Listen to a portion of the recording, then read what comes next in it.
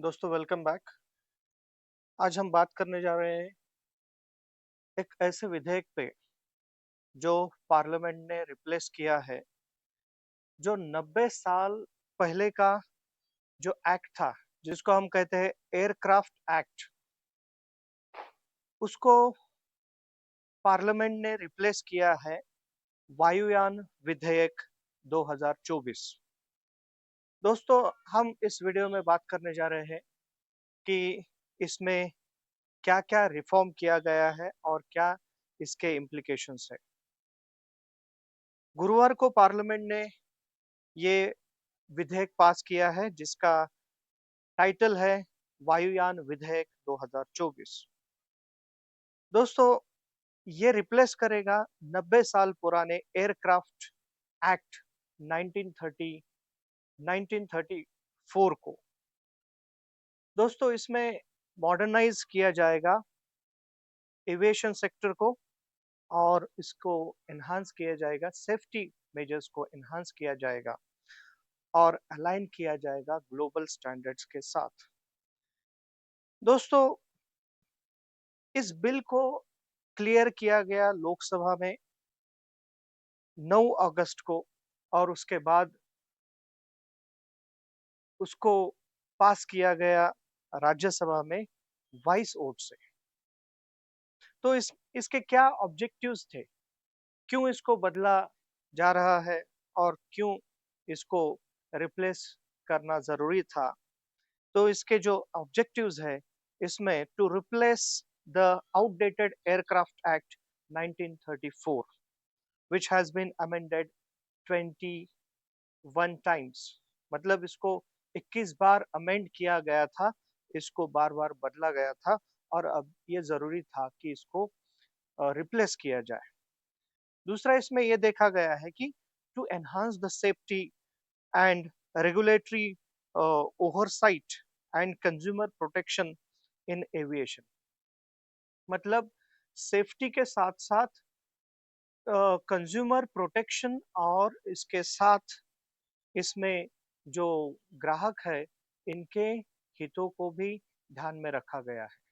दूसरा, इसको ये बिल प्रमोट करता है self reliance in aircraft manufacturing and encourage investment.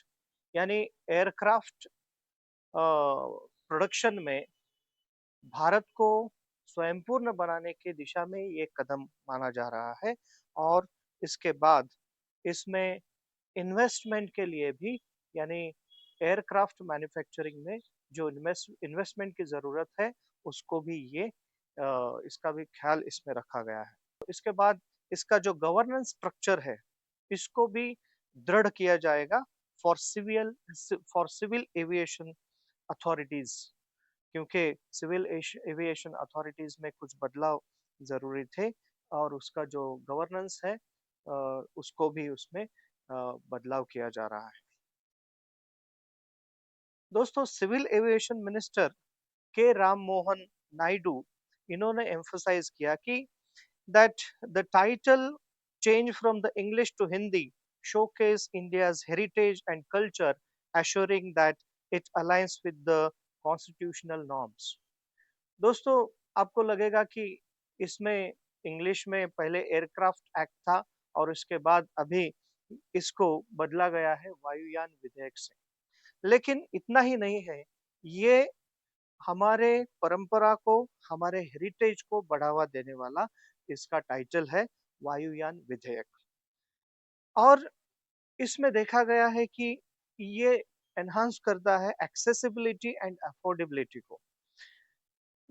हमारे एविएशन मिनिस्टर नायडू ने ऐसा कहा है कि efforts will be taken in this UDAN scheme, which has already accessible and operationalizing 86 regional airports and launching 609 routes in 8 years।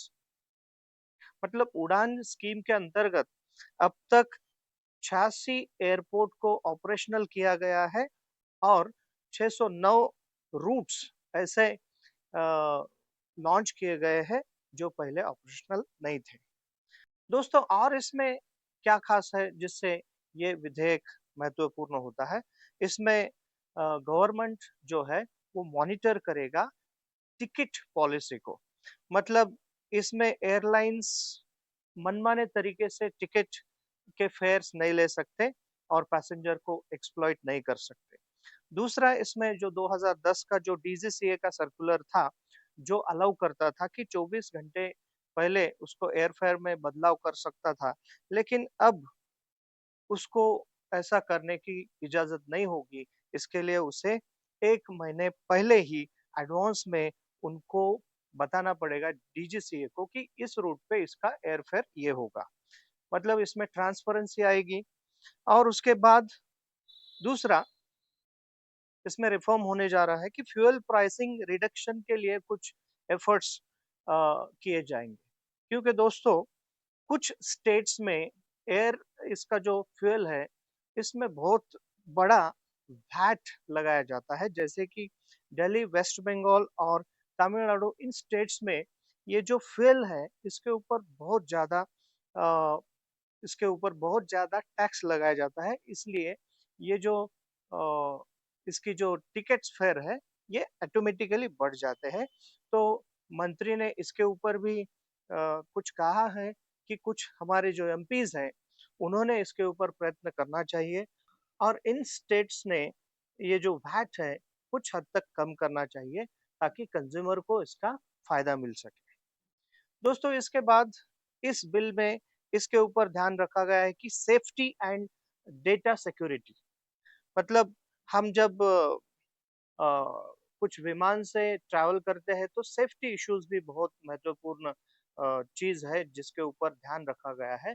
हाल ही में देखा गया है कि कुछ एयरप्लेन में कुछ बॉम्ब है, ये ऐसे अफवाहें है, कुछ कॉल करके बताता है। तो इसके लिए government is going to intensify the surveillance to tackle with these type of threats.